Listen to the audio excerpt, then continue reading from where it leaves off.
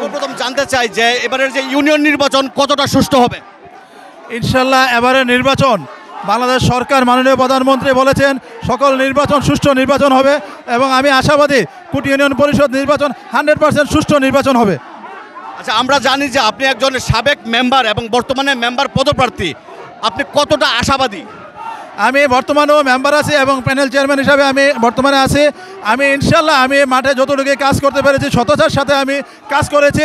Corona মহামারীর জন্য আমরা অনেক কাজ আমাদের ব্যাঘাত ঘটেছে, কিন্তু আমরা ইনশাল্লাহ জনগণ যদি সুষ্ঠুভাবে ভোট দেয় আমি 28 তারিখ ইনশাল্লাহ আল্লাহর রহমতে আমি 100% বিজয় হবে ইনশাল্লাহ।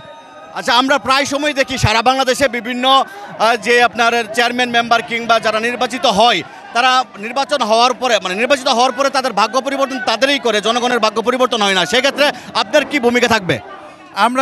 আমি ইতিপূর্বে জনগণের পাশে ছিলাম এবং আগামী দিনে নির্বাচিত হলে ইনশাল্লাহ আমি আমার মুরব্বীদেরকে নিয়ে 1 নং ওয়ার্ডের সকল মুরব্বীদেরকে নিয়ে জনগণকে নিয়ে আমি সেই ওয়ার্ড পরিবর্তন করার জন্য ইনশাল্লাহ আমি চেষ্টা করব। সর্বশেষ আমি আপনার কাছে জানতে চাই যে আপনি যখন মেম্বার পদপ্রার্থী, এই 1 নং ওয়ার্ডে আরও অন্য মেম্বার আছে, মানে এই 1 নং ওয়ার্ডের জনগণ আপনাকে কেন ভোট দিবে বলে মনে করেন?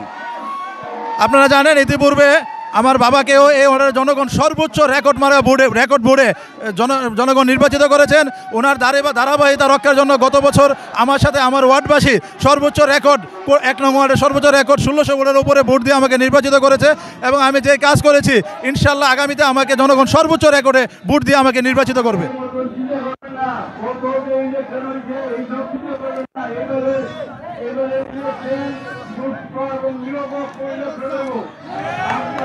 কুটি 8 নং ইউনিয়ন পরিষদ নির্বাচনের 1 নং ওয়ার্ডের মেম্বার পদপ্রার্থী ফুটবল মার্কার উজ্জ্বল মিয়া তার উঠোন বৈঠকে বৈরী আবহাওয়ার মধ্যেই হাজারো লোকের সমাগম করে উনি বক্তব্য দিয়েছেন।